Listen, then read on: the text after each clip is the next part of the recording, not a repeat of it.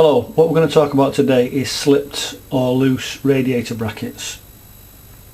Now if you look at this radiator here, you can see by looking at the bottom of it that the radiator has become loose and dropped down on one side, and if you put the spirit level on, you can see it's well out. Now there are two things to consider here.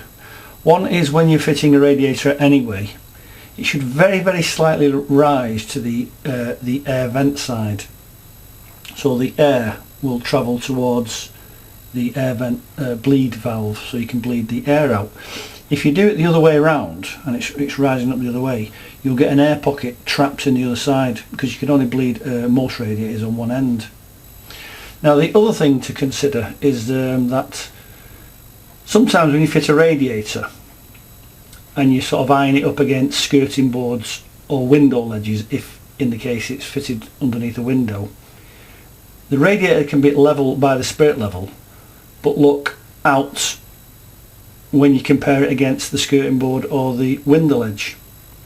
Now this is especially the case with the window ledge because it's more in your line of view.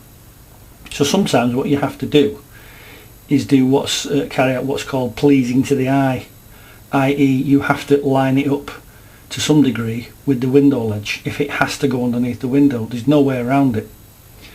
But bear in mind the thing I've just told you, the situation I've told you about the where the bleed valve is. So there's some points to consider. Now we're going to take this radiator off and have a look at that bracket and see what the problem is. Now we've used the rad clamps. It's already disconnected, as you can see here. So we're going to take the radiator off with the water still inside and just stand it over there ready for putting back. So the next stage is to take the radiator off and have a look at that bracket over there and see what we can do with it. Right, we've taken the radiator off the wall now and we're looking at the bracket, and we can see here that it's only fixed with 2 screws. Now I always recommend using 3 screws on any type of bracket. I mean, screws are cheap, so you might as well put them in.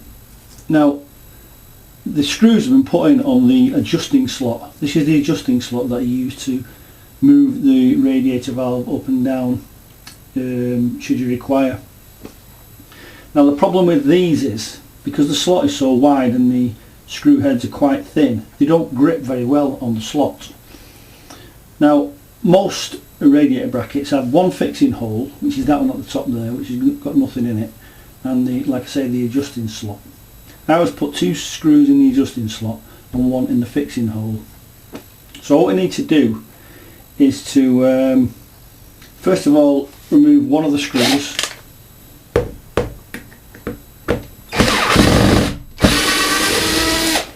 And what we're going to use on the slot, what I always use, is a nice big washer like that to spread the fixing power of the screw head.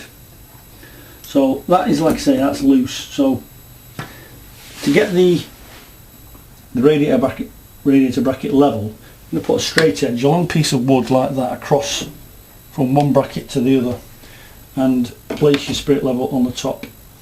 Now bear in mind what I said to you before, that it needs to rise very slightly towards the air vent side, which in this case is on the left hand side of the radiator.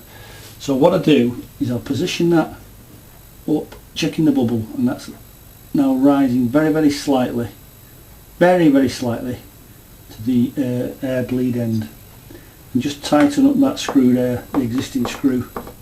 I'll just hold it in place. Now back to the screw with the washer. You see we're doing this one at a time. And screw that in, and that's now giving it a very nice coverage and a nice grip on there. I need to take this other screw now we just used for lining it up back out. Put a washer on that one as well.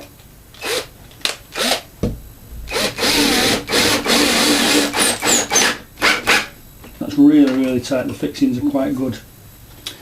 Now we don't need a washer on the hole because it's obviously a hole and not a slot, so it works different. This will stabilise it and stop it dropping. So I'll put a screw in the top now.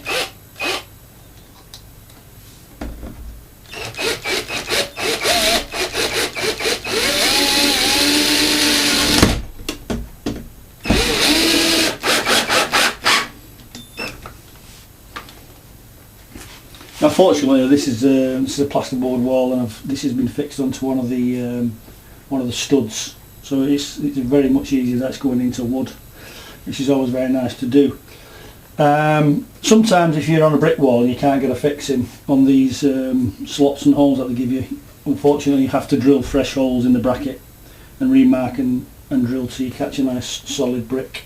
But make sure you get a good solid fixing, because you don't want the radiator to fall off the wall.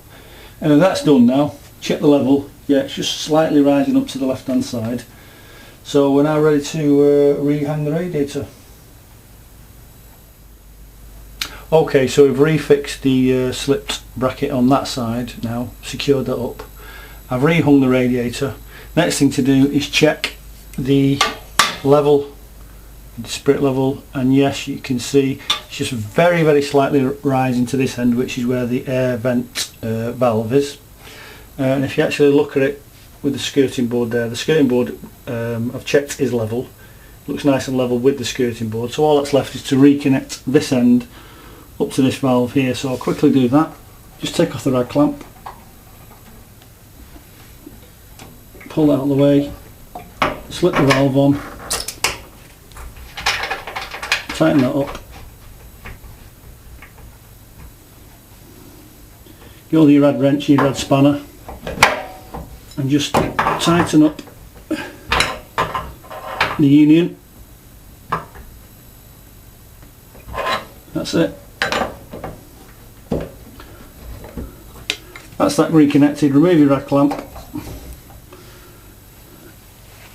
Take the cloths, the tools. All that's left to do is to undo the valves. Might be a tiny bit of air in the radiator now. Just open the air vent and get rid of that. Put your system back on, and as you can see, it's solidly fitted and all straightened up again.